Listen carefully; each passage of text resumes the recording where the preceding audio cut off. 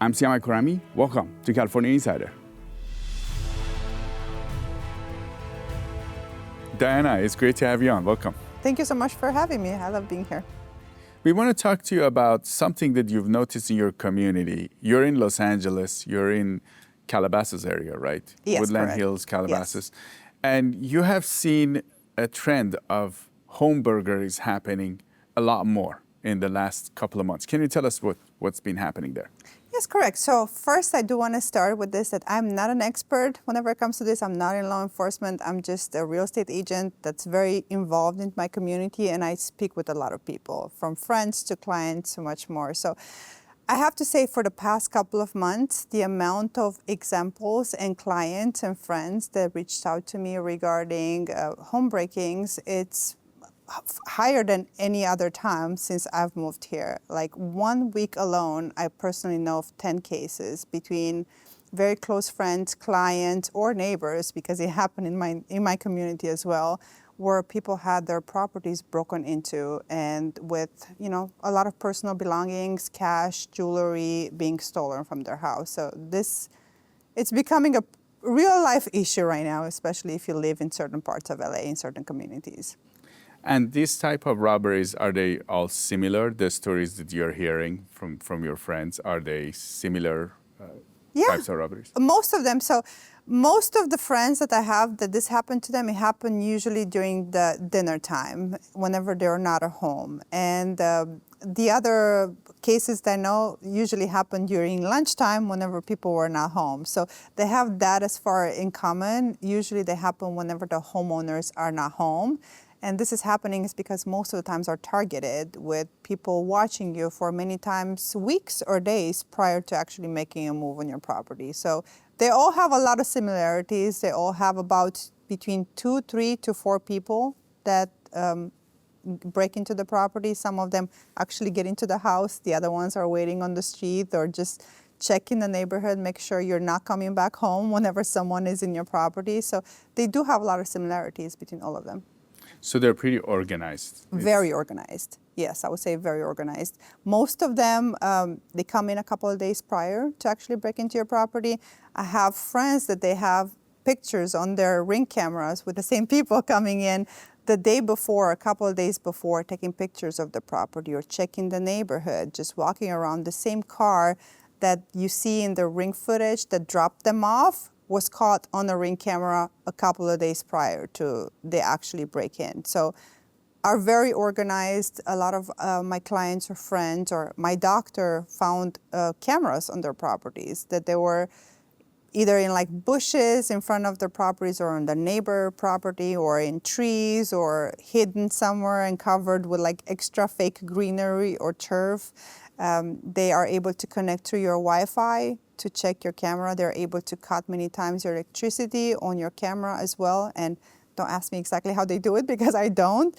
But most of the cases, they're not able to have their alarm system work because of that.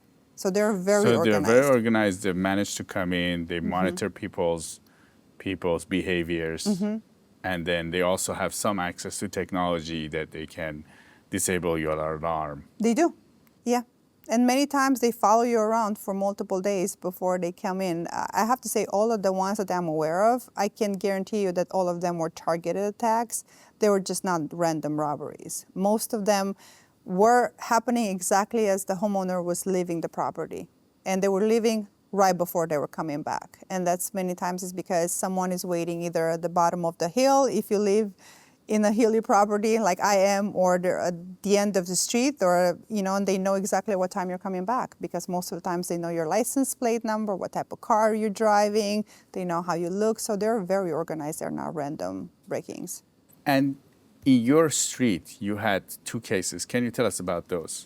Yeah, so it happened actually on a Friday night between 7 to 9. It's still an active investigation, so I couldn't tell you exactly what happened and who broke into the property, but there was Friday night. I live in a gated community. I'm not sure exactly how they were able to. So you have a security guard at your gate? We have 24-hour security. We have 3 gates. All of them have a guard on site all the time. We have also a private security company that patrols our community, on top of having our guard that patrols our community as well. So we are pretty as safe as you can be in a community, and we had But you had 2 break-ins in one night. one night, yes, right on my street. 6 months after we moved into that property, because our whole neighborhood had properties broken into, and we decided to be in a gated community. So it happens everywhere. Even in a community like yours. Even in a gated community. And it's not as common, I would say, in gated communities, because there are extra layers of protections that you have to go through. But it does happen. It happens more than it was happening before. And both of these cases were targeted as well. They knew exactly where to go, and they were in and out. And this happened over a month ago, and we have no clues of who has done and what exactly happened with that. Was there a point that you noticed that this is happening to more and more people? The same week that our community got broken into, I went to see my doctor for my annual checkup. And first thing that as soon as I saw her, she was like, I apologize, my daughter is with me today in the office, and I had to keep her here because we had our property broken into yesterday, and she's terrified to go back home. And at that point, this was like the third or the fourth example that was brought to my attention in a matter of a couple of days, on top of having the properties in my neighborhood got broken into. So I started asking her questions like, how did this happen, and what did they take? And she was honestly traumatized. It was very hard for her to even talk about it, because they were able to find cameras on her properties, on her property, and also on the neighboring property that was facing her property, where they were able to get all the information regarding their schedule and all that stuff. They were able to break into her home midday. It would happen somewhere around between 11 a.m. to 12 p.m. They stole a lot of personal belongings, a lot of cash. They were able to deactivate her alarm, and she was completely shook about it. And honestly, like, just talking to her after that, I said, you know what, we need to bring awareness about this, because her thing was like, I don't understand why this is not a major issue that we talk about. Like, I called the police, they came and took a report. I also contacted a couple of news stations. She was trying to meet with a reporter, and they did not go and interview her after that. They decided to cancel the interview. So this, literally the same day this happened, she contacted the police, and she contacted like a reporter to come in and interview it. But the media didn't pick it up. Did not pick it up.